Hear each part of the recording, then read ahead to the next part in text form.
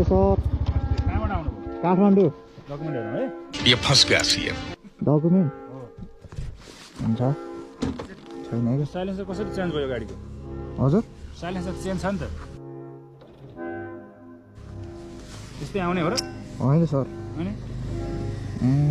silencer modify गर्न पाइन्छ र सुन हो त्यही हाल्नु पर्दो होइन र यो लङ साला ये दुख का खत्म नहीं होता बे यो साइलेन्सर मोडिफाई छ अब मेकानिक बोलाएर काट्न लाउनु यो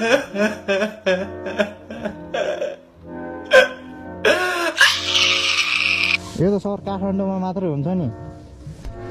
सर यो त काठमाडौँमा मात्रै हुन्छ है के यो साइलेन्सर नि तपाईँको साइलेन्सर कहाँ छ असली साइलेन्सर यसो असली साइलेन्सर उतै